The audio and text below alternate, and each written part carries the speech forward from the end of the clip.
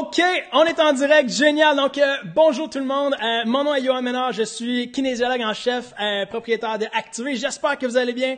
Aujourd'hui, on a un super bon sujet, cardio, un sujet qu'on se fait tellement demander fréquemment également. Donc, est-ce que c'est mieux de faire du cardio en intervalle ou est-ce que c'est mieux de garder la même intensité pendant une plus grande période de temps par rapport à la perte de poids ou par rapport à d'autres objectifs? Donc, aujourd'hui, ce soir, c'est exactement de ce sujet-là qu'on va parler et je suis en compagnie pour m'aider de Guillaume Dorion. Je te laisse te présenter, Guillaume. Bonsoir tout le monde, Guillaume Dorion. C'est la deuxième fois en fait que je fais un Facebook avec Johan. Vous m'avez sûrement, pas qu'un autre m'avait vu sûrement répondre à vos courriels. Donc je travaille avec Johan là, pour kinésiologue depuis 10 ans. On travaille ensemble là, depuis déjà quasiment un an, même plus qu'un an. Là. Donc travailler dans plusieurs gyms, travailler dans plusieurs parties des équipes sportives, la perte de poids avec beaucoup de clients dans des grands gyms, là, des grandes surfaces. Donc je suis là pour vous aider moi aussi. On va discuter du sujet qui est terriblement excitant ensemble pour vous aider à prendre des bonnes décisions pour la suite. Là. Génial. Donc, d'entrée de jeu, tu me disais tantôt, juste avant qu'on rentre en Facebook Live, que tu avais une belle histoire justement concernant le sujet du jour entre intervalle continu. Tu peux peut-être nous partager ça. Je suis sûr que ça serait intéressant.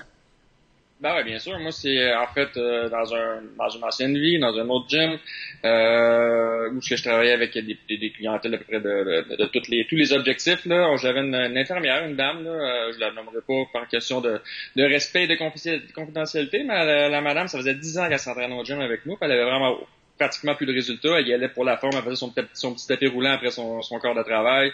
Puis elle plafonnait, là, ça faisait 8 ans qu'elle plafonnait. Fait qu'en discutant avec elle, on a décidé d'y aller doucement, donc des intervalles, mais des intervalles en augmentant la pente. Donc, ce qu'on faisait sur son tapis roulant, c'est qu'on y allait avec 30 secondes à 10%. C'est un exemple que je donne, là, je me rappelle plus de son programme exactement. On faisait 30 secondes à 10%. Et on revenait à 0% pour 1 minute 30. Donc, elle, ces intervalles, elle allait les chercher en pente. Donc, c'était vraiment l'effort qui devait être augmenté et non nécessairement la vitesse de course. On n'est pas juste de se taper des sprints tout le temps là, pour appeler ça un intervalle. Donc, on a commencé par ça, ce qui l'a sorti énormément de sa zone de confort. Puis, en sortant de là, de cette zone de confort-là, elle a déjà eu, là, ça faisait 3 semaines, 1 mois, puis déjà, elle avait une perte de poids qui avait recommencé, parce qu'elle en avait déjà perdu beaucoup par avant. Et ça lui a donné le goût d'aller plus loin. Donc, on a poussé ça avec des vitesses. Elle a commencé à jogger. Puis, présentement, cette dame-là, je dirais 5 ans plus tard, là, ça fait facilement 5 ans là, que je la suivais. Elle court dehors, cette dame-là, présentement. Là. Elle a parti d'un tapis roulant à la marche en se tenant, en ayant peur là, d'aller trop fort, d'aller trop vite et de même de trébucher. Elle a rendu qu'elle fait du jogging à l'extérieur, là, des 5 et des 10 km. Là. Donc, elle croyait pas à elle, juste de jaser un petit peu, de pousser un petit peu la machine là, avec des intervalles plus doucement au début, après ça en vitesse, mais là, présentement, elle fait des jogging, là, des 10 km à l'extérieur. Là. Donc, je pense que c'est un bon exemple de ce que ça peut amener, là, les intervalles. Là. Ah, vraiment, vraiment. Ben, en fait, tu vends un peu la mèche déjà d'entrée de jeu de quoi il va être question entre intervalles continus. Est-ce que c'est mieux des intervalles? Dans cette histoire-là, bref, ça l'a payé, donc tant mieux. Puis on va regarder ensemble finalement c'est quoi là, les différences majeures entre les deux, c'est quoi les avantages, dans quelle situation est-ce qu'il y en a peut-être un qui est mieux que l'autre. Donc d'entrée de jeu, c'est quoi les avantages d'après toi? Tu viens de parler des intervalles, donc on va commencer avec celui-là. Guillaume, d'après toi, c'est quoi les avantages principaux, les avantages majeurs des intervalles d'après toi? En fait, l'avantage numéro 1, je crois là, que tous les gens là, qui ont des rythmes de vie là, effrénés en ce moment, là, c'est le temps. Donc, on peut aller chercher des intensités sur une plus courte période de temps. Donc, notre entraînement, à base de durer 1 heure, aller courir 1 heure à l'extérieur ou de marcher 1 heure à l'extérieur, on peut en faire 20 minutes, 30 minutes, puis on va chercher une intensité méga élevée. Là. Donc, je pense que le temps, c'est l'argument que je vous donnerais le numéro 1. Numéro 2, c'est qu'on va aller chercher justement ce pourcentage d'activité-là, ce pourcentage d'intensité-là. Par exemple, pour ceux à qui j'ai déjà fait des programmes, à qui j'ai déjà, même pour la marche, là, en cardiovasculaire, je mettais des périodes d'intervalle à 90% de votre maximum. On peut pas toffer comme ça pendant 1 heure. Là. Donc, on peut le faire des 30 secondes, des 1 minute. Mais si ça revient répétitif, donc si ça revient plusieurs fois dans votre 20 minutes, dans votre 30 minutes, mais vous êtes allé plusieurs minutes à 90%, ce que vous seriez jamais capable de faire en réalité là sur du continu. Donc, votre VO2 max vient de s'augmenter, votre niveau d'activité vient augmenter, donc je crois que vous êtes capable d'avoir des bons résultats avec ça. Ouais, effectivement. Deux bons arguments. Ouais, c'est deux excellents arguments parce que le premier argument qu'on reçoit des personnes qu'on a déjà entraînées ou qui voudraient s'entraîner, le premier argument, le premier excuse, le premier blocage, c'est toujours une question de temps finalement. J'ai pas le temps de m'entraîner, ça prend beaucoup de temps, j'ai une famille, j'ai des enfants, je dois travailler, bref. Le fameux avantage du temps, ça c'est non, c'est tellement important là-dedans. Il y a une étude qui est sortie à peine récemment, il y a à peu près 1 mois de ça, 3 semaines, comme quoi que 3 minutes d'intervalle seulement faisaient en sorte que ça perdait le même nombre de calories. On va en reparler tantôt avec le phénomène EPOC, post-combustion, mais ça perdait le même nombre de calories qu'un entraînement de 60 minutes de jogging continu. Bref, c'est une possibilité. Je dis pas que c'est accessible à tout le monde. Ça prend quand même une bonne santé à la base. C'est des athlètes qui font ça, mais c'est pour vous montrer peut-être le paradoxe entre peut-être continu et intervalle. Donc, c'est vrai, le temps, ça, c'est vraiment important. Puis le fait qu'on va être capable quand même de brûler autant de nombre de calories en si peu de temps, justement, wow, c'est un gros plus. Maintenant, d'après toi, Guillaume, ce serait quoi les avantages majeurs de l'entraînement en continu qui, on va se le dire, là, il y a de moins en moins de personnes qui le font, il y a de moins en moins d'amour pour le continu. Est-ce que c'est mérité ou est-ce que c'est pas mérité d'après toi? Ben, c'est sûr que ça l'est mérité parce que dans le fond, on est capable d'aller chercher une plus grande durée. Donc, plus on s'entraîne longtemps, c'est sûr que courir 5 minutes ou courir une demi-heure, on va aller chercher, ou la marche, je revenais à la marche rapide, là, certains qu'on va aller dépenser plus de calories en faisant une demi-heure qu'en faisant 5 minutes, ça c'est sûr et certain. Ben, l'avantage du continu, c'est qu'on est capable d'aller chercher 70% à peu près. Donc moi, je parlais de mon 90% tantôt en intervalle, qui est quand même assez intense. Ça prend des gens qui sont capables de pousser leur machine. Mentalement, c'est difficile aussi. Donc aller chercher un 60-70, c'est peut-être plus accessible. Et en plus, comme on a discuté avant de se mettre en ligne, t'en avais parlé, c'est que tu viens à brûler ton gras. Ton système, il comprend que c'est du long terme. Il comprend que il y a pas de rush en tant que tel en énergie, donc il va brûler ses matières grasses. Donc je crois que c'est l'argument numéro 1, encore une fois. Les deux côtés ils ont leur bon point.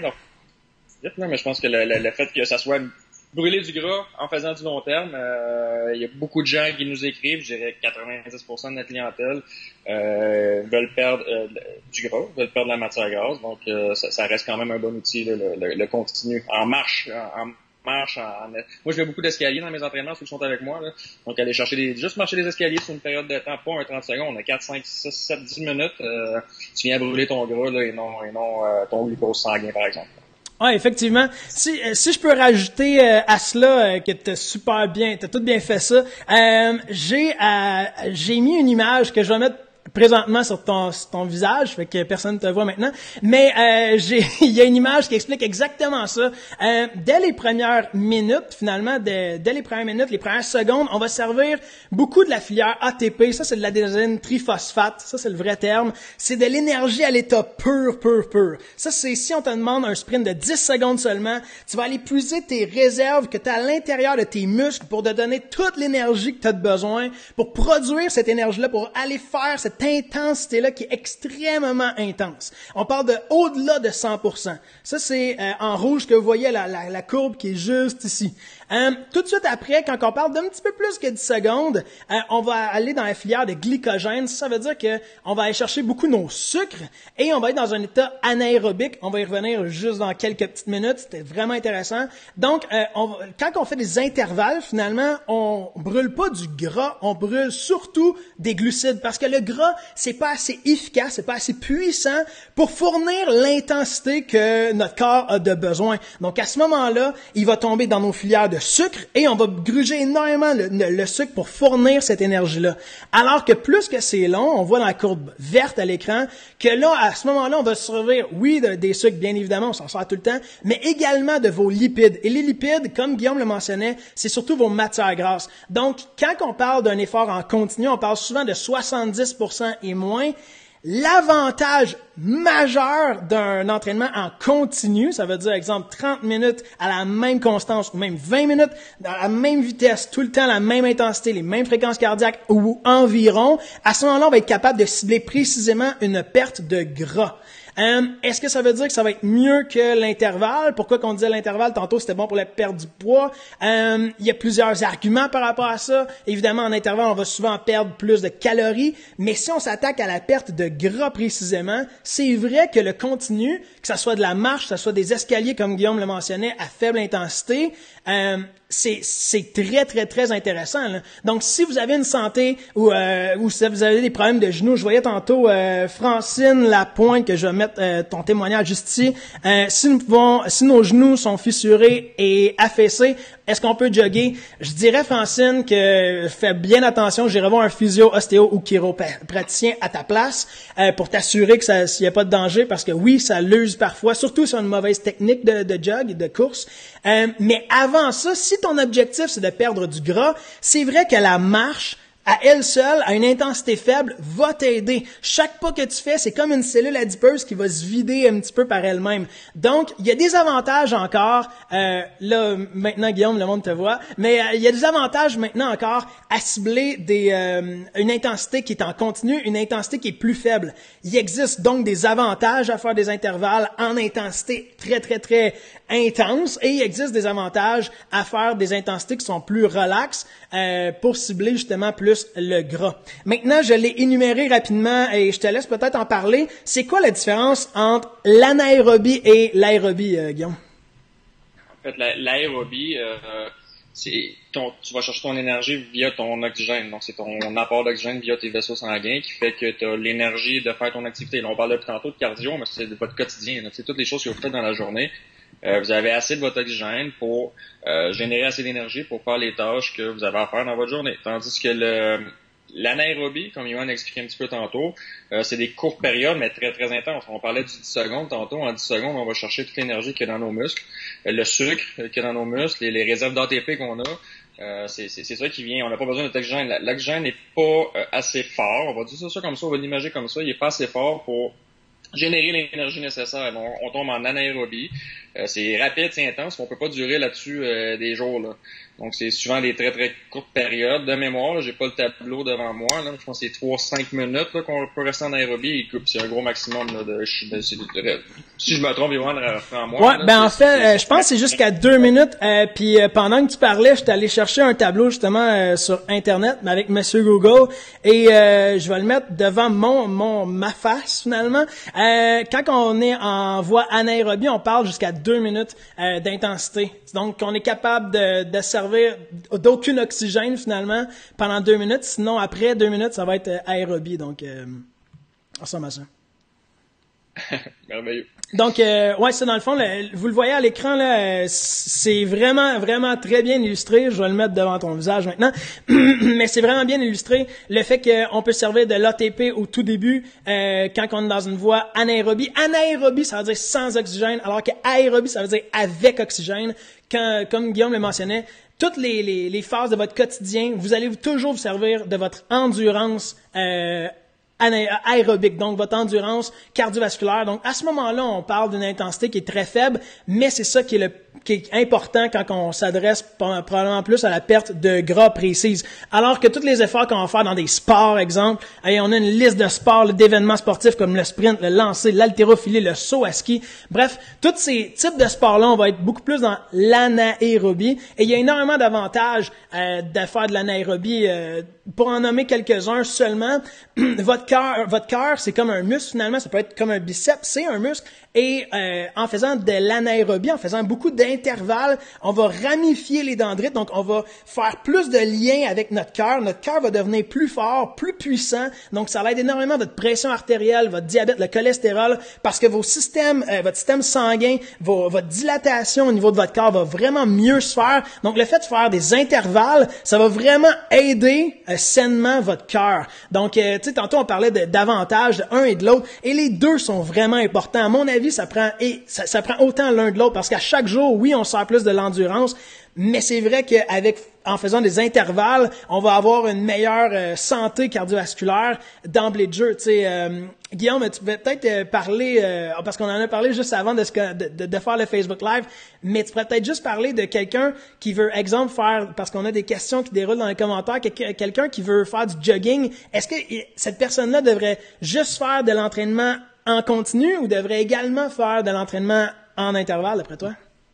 En partant, ça dépend de si on est débutant ou si on est expert. Puis même là, c'est surtout pour les intensités auxquelles on va commencer.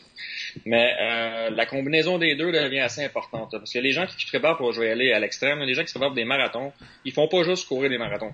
Ils vont courir des très très courtes distances à haute intensité, ils vont courir des plus longues distances et ils vont faire des intervalles pour améliorer leur VO2 max. Le VO2 max, c'est quand même la base de notre santé cardiovasculaire. C'est ce qui nous donne vraiment notre point à nous, notre capacité à nous. Là. C'est dans le fond, c'est notre capacité à utiliser l'oxygène là, pour nourrir tous nos muscles et nourrir notre activité physique, là, si on peut l'imager encore une fois comme ça. Là.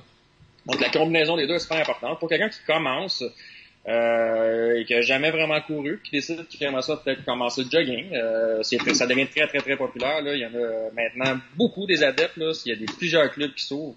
Il y a beaucoup de gens. Là, moi, je demande dans un milieu un peu plus rural. Là, il y a beaucoup de gens qui se promènent dans la rue. C'est merveilleux. Moi, j'adore ça, voir ça. Là. Mais de commencer tranquillement. Si on n'a jamais fait ça de sa vie et on décide d'aller courir 5 km, les risques de blessures sont, je vais dire, quasiment immédiates. Là. Donc, il faudrait y aller tranquillement. Donc, un petit peu de marche, jogger tranquillement. Après ça, on y va comme ça avec un intervalle. C'est pour ça aussi que les kinésiologues, on est là. Je peux pas vous dire, chaque personne est différente. Si je vous dirais, OK, c'est beau, tout le monde peut faire 30 secondes, quelqu'un qui commence, ça peut être intense de courir 30 secondes, puis que peut-être que 30 secondes de pause ne sera pas assez. Donc, il faut vraiment être capable d'adapter en fonction de notre capacité à nous. Et comme ça, on va être capable d'améliorer nos vitesses, d'améliorer notre capacité VO2 max. Donc, on va être capable de courir en continu plus longtemps, dans une semaine, un mois, 3 mois, un an, tout dépendant de nos objectifs. Là. Donc, la combinaison des deux, je crois que c'est la meilleure façon de commencer et d'optimiser ceux qui veulent avoir des résultats rapidement. Très bien dit. Je suis complètement d'accord avec toi. Maintenant, on a eu quelques questions, puis ça serait intéressant parce que on a reçu plusieurs questions aussi par courriel. Donc, j'ai ma fameuse feuille habituellement. Dans le fond, je vais prendre des questions des personnes, puis si ça te tente, Guillaume, de répondre, ben, on se lance comme ça. D'entrée de jeu, d'habitude, je fais toujours le test de son. Laissez un pouce bleu ou un commentaire si jamais vous appréciez le type de réponse qu'on vous donne, si jamais vous appréciez le contenu qu'on vous donne aujourd'hui, vous envoyez de la valeur, laissez un j'aime, n'hésitez pas à partager encore une fois, c'est vraiment important, on donne des super bons conseils, puis sur une vaste de sujets différents chaque semaine, chaque mardi soir, donc n'hésitez surtout pas à laisser un commentaire, laisser un pouce, laisser un j'aime, ça nous fait vraiment chaud au cœur. Donc une des questions qui nous revient souvent, Guillaume, c'est quoi maintenant? Qu'est-ce que je devrais faire pour perdre du poids? Je sais que tu l'as énuméré dans ton entrée de jeu avec ton histoire avec ta cliente, mais c'est quoi l'avantage d'utiliser, exemple, l'intervalle ou le continu, puis lequel tu ferais toi finalement?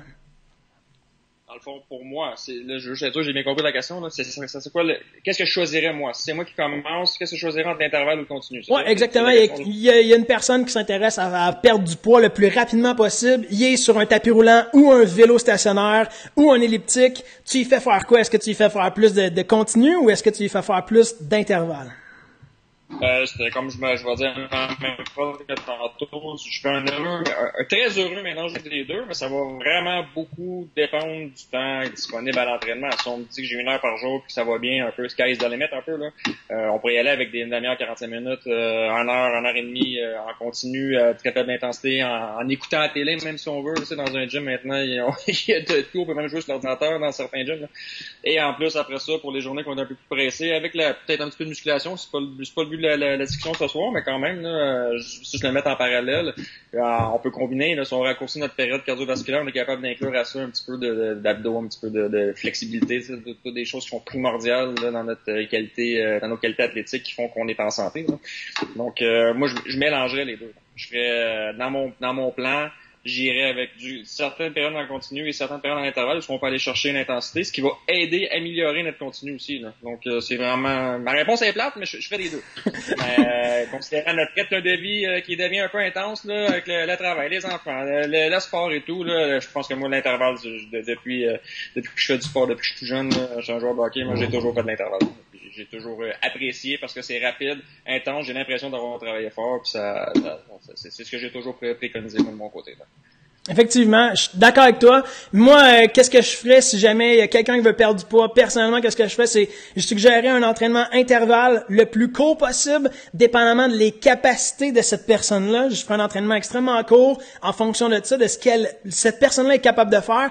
Et dans sa journée, j'ai suggéré d'aller prendre le plus de marche possible, c'est-à-dire de regrouper environ un 7500 pas à 10 000 pas par jour. Et à ce moment-là, comme je le disais, comme tu le mentionnais également tantôt, chaque pas que tu fais, c'est un effort aérobique, donc un effort en bas de ton 70%, c'est un effort en continu, et à ce moment-là, tu vas cibler ton gras. Donc, à mon avis, encore une fois, le parfait mélange des deux, ça serait génial, mais je prendrais peut-être quelques minutes, 10 minutes seulement, 15 minutes seulement en intervalle afin d'augmenter la capacité du cœur, de produire des efforts intenses, d'aller cibler une meilleure perte calorique et dans la journée, prendre le plus de marche possible, se stationner le plus loin possible de notre travail, aller laisser faire les ascenseurs, le plus possible les escaliers comme tu le mentionnais. À mon avis, c'est comme ça qu'on va chercher la meilleure perte de poids rapide possible. Ça, à mon avis, c'est pas mal sûr. Ça tombe bien, je pense qu'on est d'accord. Exact. Il y a un sujet aussi important que je voulais mentionner quand même. Il existe le phénomène EPOC, E-P-O-C. Est-ce que tu pourrais rapidement expliquer ça, Guillaume? Ouais, le phénomène EPOC, en fait, là, c'est après ton entraînement par intervalle. Donc, c'est bien beau, là, comme je disais, là, après moi, je considère que je deviens un petit peu plus fatigué, puis j'ai beaucoup plus chaud, puis j'ai beaucoup plus faim en finissant mon entraînement par intervalle. Mais ce qui est magique là-dedans, c'est que tu continues à avoir une dette en oxygène. Ton système, il a dépensé, il a généré de l'énergie, il est en dette. Donc, il a besoin de se renflouer, là, on va utiliser un terme monétaire, là, pour redevenir au repos, redevenir à la normale, comme on peut dire, là. Donc, c'est ton corps continue à générer, continue à dépenser une certaine énergie, à continuer sa dépense calorique, même après ton activité, pour revenir à sa normale. Puis on parle pas de 2-3 minutes, là, ça peut être plusieurs heures après ton entraînement. Là, ton corps il continue à travailler, il continue à essayer de se remettre à jour. Donc, ta dépense calorique, elle continue dans ta journée, même quand ton entraînement est fini. Donc, c'est un peu le phénomène EPOC, là, c'est une abréviation, c'est un acronyme anglaise, là. Je sais pas que ça veut dire exactement les lettres, mais c'est vraiment le voir comme une dette. Donc, on doit de l'oxygène, on doit plein de choses, plein de substrats énergétiques à notre corps, puis notre corps travaille fort pour se renflouer. Donc, c'est ce qui fait qu'on continue notre dépense calorique, là. Donc, c'est méga positif, ça aussi. Ouais. Ouais, c'est tellement positif. Avec les bonnes intensités, si jamais on est capable de se rendre là, on peut aller chercher jusqu'à 72 heures après un entraînement en intervalle. On peut quand même perdre des calories, là. Donc, 3 jours après un entraînement, on peut encore perdre des calories. Donc, ça devient vraiment intéressant à ce moment-là d'opter pour des intervalles. Donc, quand je disais qu'il y a des pour et il y a des contre, ou il y a des pour dans les deux sortes, dans les deux camps, effectivement, donc le fait de mélanger les deux, c'est probablement une excellente stratégie. Mais encore là, la meilleure stratégie, ça serait d'avoir un programme, évidemment, personnalisé en fonction de vos capacités physiques. Et là, on va prendre quelques questions. J'en vois déjà défiler comme quoi qu'il y a des personnes qui ont des problèmes au niveau des hanches, des genoux, des pieds. À ce moment-là, c'est encore plus important d'avoir un programme d'entraînement personnalisé. Évidemment, Guillaume en fait une tonne de programmes personnalisés. Donc, c'est sûr que ça pourrait être une excellente idée de nous écrire et de regarder ça. Mais sinon, avec un professionnel de la santé, un kinésiologue dans votre région également. Sinon, nous, on fait des programmes personnalisé à distance, donc vous avez votre programme à distance, mais sinon, je vous propose vraiment, là, je vous suggère d'aller faire peut-être une évaluation de la course et d'avoir un programme personnalisé à vos capacités. C'est vraiment comme ça que vous allez optimiser vos résultats le plus possible. Maintenant, on va prendre quelques questions. On en a reçu quelques-uns. J'ai répondu à Francine tantôt. Il y a Adrienne également qui nous a posé une question, Guillaume. C'est si arthrose au genou et opération du ménisque, que faire? Qu'est-ce que tu proposerais? On s'entend, depuis tantôt, on parle de marche, jogging, course, toutes les formes d'activité cardiovasculaire, le vélo, l'elliptique. L'elliptique, en fait, ça ressemble beaucoup à la marche. Ça simule la marche sans les impacts. Mm-hmm. Donc, ton mouvement, il reste contrôlé. T'es appuyé, il n'y a pas de coup sur ton genou. Tu peux pas tomber en hyperextension, tu peux pas tomber, aller faire des faux mouvements, ton mouvement il est contrôlé. Ça, il peut y avoir des millions, j'exagère le million, là, mais des centaines d'outils, là, pour aider les gens qui ont des blessures. Donc, on parle du genou-hanche, j'ai pu comprendre, là. Donc, c'est sûr que avoir un appui, ça va aider beaucoup, le fait de ne pas aggraver, probablement, la blessure. Puis c'est en travaillant aussi, si on reste immobile. La pire façon de régler un problème, c'est l'inactivité. Exact. Donc, je dirais à personne de rester assise. Attendez que ça fasse plus mal, après ça, on va commencer à bouger. C'est la pire solution pour une blessure. Là. Donc, jamais on va promouvoir ça. Puis ça, c'est tout le domaine de la santé. Là. Si vous êtes un physio puis vous dites, ça dépend de la blessure, si c'est immédiat puis que vous avez un processus de guérison, oui, c'est normal. On parle de réadaptation aussi. Là. Donc, une fois que c'est réglé, une fois que c'est soigné, on va le dire comme ça, vous avez besoin de recommencer. Les physios, les ostéos vont vous demander de recommencer à devenir actif. C'est là que c'est important de nous voir. Avec un diagnostic. Nous, si on a un diagnostic, après ça, on peut vous faire un programme personnalisé. Et dans ce cas-là précis de genou, moi, j'irais avec est-ce qu'on est capable de faire du vélo, est-ce qu'on est capable de faire si vous avez accès à une elliptique qui diminue beaucoup les impacts. Donc, rendu là, après ça, on peut bâtir en fonction de ça. On peut aller chercher les mêmes intensités. Des fois, il faut travailler un petit peu plus fort. C'est sûr qu'à la course puis au vélo, c'est pas tout à fait la même intensité initiale. Il faut peut-être pousser un petit peu plus fort sur certaines choses, mais ça se fait. Là. Donc, faut juste connaître ses limites, expliquer ses limites à notre professionnel, puis après ça, nous autres, on peut vous aider. C'est notre travail, c'est notre rôle. C'est pour ça qu'on aime ça, c'est justement, c'est des petits défis comme ça. Colin, je peux pas faire ça. Nous, on va vous trouver d'autres outils, on va vous trouver des façons de faire pour vous aider à atteindre vos résultats. C'est super bien dit. Puis si je peux renchérir, en fait, là 2 semaines seulement, j'ai reçu avec moi Alexandre Gariepi, un physiothérapeute à la clinique Sport Santé Laurentide à Saint-Sauveur, et il expliquait justement, lui aussi, on parlait de est-ce que c'est bon de mettre de la glace ou du froid quand on a une blessure, et justement, il arrêtait pas de mentionner que la pire chose à faire, c'est l'inactivité, même si on a une blessure. Donc à ce moment-là, c'est surtout de trouver des bonnes alternatives dans votre condition, et c'est pour ça que je disais d'avoir un programme sur mesure, pas simplement d'aller sur Internet de dire, OK, la course, tout le monde fait de la course, je vais faire de la course. C'est peut-être pas nécessairement la bonne solution pour vous, puis c'est peut-être pas ce qui va faire en sorte que vous allez avoir le plus de résultats rapidement dans ce cas-là. Donc, ça, c'était la question d'Adrienne. Je pense qu'on a super bien répondu. Et également, du même coup, je pense que tu as répondu à la question de Cathy Jacques qui disait, le vélo stationnaire, est-ce aussi bon? Je pense que tu as répondu également. Oui, c'est différent, tu sais, c'est pas on est en position assise, donc il y a déjà une grosse partie du corps qui est en position statique. Mais c'est très facile, les gens qui font du spinning, les gens qui font du vélo de route, les gens qui se promènent en vélo, ils ont quand même une bonne santé cardiovasculaire, là, donc faut peut-être être un petit peu plus fort mentalement parce que c'est un petit peu plus difficile d'augmenter son rythme cardiaque dans beaucoup de situations. Ça dépend toujours de notre condition physique initiale. C'est sûr, je connais pas, probablement sur les 2, 3, 400 personnes qui nous regardent, je connais pas votre condition physique. C'est difficile pour moi de juger chaque personne, mais il y a quand même une façon de le faire, d'aller recruter un pourcentage d'efforts qui fait en sorte que vous allez avoir des résultats quand même. Fait qu'il faut juste le faire comme il faut. C'est juste ça l'objectif. Là. C'est pas juste en faire pédaler puis dire OK, j'ai bougé aujourd'hui. Oui, c'est bien, mais si on veut recruter encore plus de film, encore plus d'énergie, faut le travailler comme on l'a jasé en intervalle ou en continu, le mélanger. Puis oui, ça se fait en vélo. Je suis très très confiant. J'ai donné des cours de spinning pendant des années, puis des gens étaient entièrement satisfaits des résultats qu'il y avait avec ça. Là. Donc ça se fait. Je suis confiant de ma réponse. Puis ouais, absolument. On a entendu beaucoup de beaux témoignages par rapport au vélo.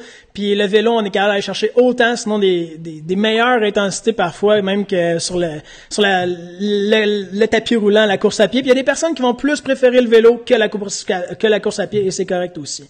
Sinon, j'ai Louise qui dit, moi je marche 50 minutes par jour environ. Quelquefois, je monte des côtes pour le cardio. Donc Louise, excellent. C'est un peu ce qu'on a dit.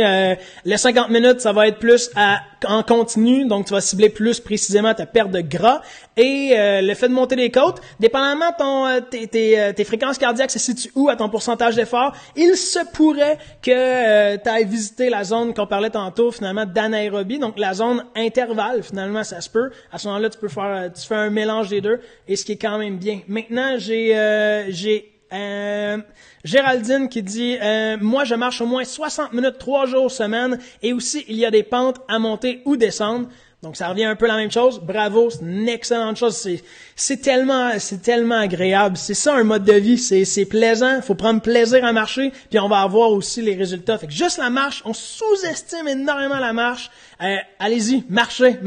Dans un monde où on est tellement sédentaire, on travaille assis, on mange assis, on regarde la télévision assis, on fait tout assis. C'est important d'être debout et c'est important encore plus de marcher.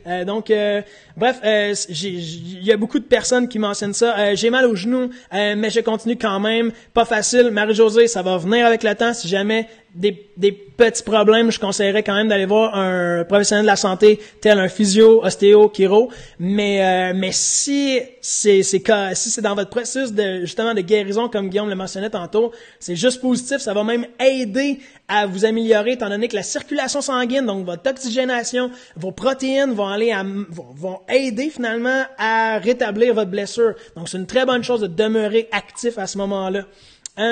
J'ai Carmen Chiasson qui vient tout juste d'écrire: j'ai 2 prothèses au genou et je marche tous les jours environ 45 minutes. Guillaume, est-ce que tu peux la féliciter? Ben oui, félicitations quand même. C'est plus 45 minutes par jour, c'est beaucoup là. C'est quand même. On s'entend à la base dans la vie, si on prend la population québécoise en général, 45 minutes par jour, c'est énorme. Et en plus, vous avez des orthèses et des blessures, donc vous êtes une machine. Je peux pas quoi dire de plus que ça. Félicitations. Donc, sur ça, ça conclut, je pense, notre Facebook Live de ce soir. Si vous avez apprécié ça, s'il vous plaît, laissez-nous un j'aime en guise de motivation. Ça va nous faire plaisir. Ça va faire plaisir à Guillaume. Il va vouloir revenir parler de ses connaissances. Donc, laissez un j'aime, partagez, commentez. Merci d'être là chaque semaine, chaque mardi soir, 7h, donc 19h. C'est vraiment apprécié. Chaque semaine, on a un sujet différent à couvrir. Et j'en ai, je pense, pour les 3 prochaines années. J'ai une tête remplie de bons sujets. Donc, merci d'être là. Merci de nous donner autant de soutien, de support. On fait ça pour vous. C'est gratuit. J'espère que vous en tirez une belle valeur de ce qu'on vous donne. Et si jamais vous avez une situation qui est personnelle par rapport à la perte de poids, par rapport à votre santé, vous pouvez toujours... je viens de laisser un commentaire dans les... je viens de laisser un commentaire dans les commentaires en dessous de cette vidéo. Vous pouvez toujours nous demander de vous téléphoner. Et c'est gratuit encore là. Il y a un de nos professionnels qui va vous téléphoner, soit moi, peut-être même Guillaume qui va vous téléphoner, et on va regarder ensemble c'est quoi la solution que vous pouvez faire pour arriver à vos objectifs. Que ce soit une perte de poids, que ce soit quoi que ce soit, vous avez un problème de santé, de l'arthrite, de l'arthrose, de l'inflammation, des ballonnements, ou quoi que ce soit, on va regarder si on peut vous aider ou non d'abord, et vers quoi que on pourrait vous diriger si jamais vous avez un problème. Donc, n'hésitez surtout pas, ça va nous faire plaisir, puis on est des personnes hyper transparentes, on est des professionnels de la santé, puis comme Guillaume l'a dit, on fait ça pour vous aider, et c'est vraiment ça, c'est notre passion finalement. Donc, n'hésitez pas, on va pas vous manger, loin de là. Sinon, écrivez-nous un courriel au info@acti-v.ca. Donc, sur ce, Guillaume, j'ai même, ok, je vais prendre un dernier commentaire. Oh, monsieur, ok, je pensais que c'était plus petit. J'ai Annie Rousseau: Guillaume m'a fait de beaux programmes d'entraînement personnalisés que je n'ai pas commencé pour différentes raisons. Je ne suis pas fine. Maintenant que c'est replacé, donc je débute la marche demain, puis entraînement de Guillaume lundi prochain. Un gros merci. Donc, Guillaume, je pense que c'était une de tes clientes. Ouais, Annie, on s'est parlé par courriel là, quelques reprises, je crois. Là, donc, let's go. On lâche pas, on commence en force. Si vous avez des questions, des commentaires, des insultes, on m'écrit, je suis là pour ça. Gênez-vous pas, ça me fait plaisir de vous aider. Comme je dis, nous autres, on est là, notre rôle, c'est de vous aider. C'est pas de nuire à personne, c'est de faire en sorte que vous atteigniez vos résultats. Donc, écrivez-moi, écrivez-nous, écrivez à Johan, écrivez à toute notre équipe, on est là pour vous aider. Fait que félicitations à Annie, je suis fier de vous, je suis fier de vous, on commence ça en force, puis ça va bien aller, je suis certain. Génial, surtout que l'été commence enfin, donc il n'y a rien de plus motivant. Sur ce, si jamais vous désirez avoir un programme personnalisé par moi, par Guillaume ou par un des kinésiologues de notre équipe, rendez-vous sur notre site web. Vous le voyez à l'écran, www.acti-v.ca, juste ici. Rendez-vous sur notre site web. Il y a une section programme d'entraînement. Vous allez pouvoir commander votre programme d'entraînement et il va être personnalisé en moins de 48 heures. Vous allez l'avoir par PDF directement dans votre boîte de courriel et vous allez pouvoir le faire à l'extérieur, au gym ou même chez vous, dépendamment de votre matériel à vous. Donc, si jamais c'est quelque chose qui vous intéresse, je vous propose de regarder sur notre site web. Vous allez pouvoir remplir un questionnaire complet sur vos conditions physiques, sur vos objectifs, sur vos ambitions. Donc, merci à tout le monde d'avoir été là. Guillaume, merci 1000 fois d'avoir été là. Merci à vous. Merci. Merci à toi de l'invitation encore une fois. Ça fait toujours plaisir. Cool, et on se redonne certainement rendez-vous dans quelques semaines, Guillaume, et sur un autre sujet super intéressant. Et de notre côté, on se revoit mardi prochain à 19h, alors que ça va être un autre sujet sur... je crois que ça va être le sommeil versus la perte de poids et la nutrition et l'entraînement. Bref, ça va parler de ces 4 sujets-là. J'ai pas encore trouvé le titre, mais ça va parler du sommeil, l'entraînement, nutrition et perte de poids. Bref, soyez là mardi prochain, 19h. Merci tout le monde pour avoir été là. Merci d'avoir laissé des j'aime, des commentaires. On vous adore. Bye bye! Bye bye tout le monde!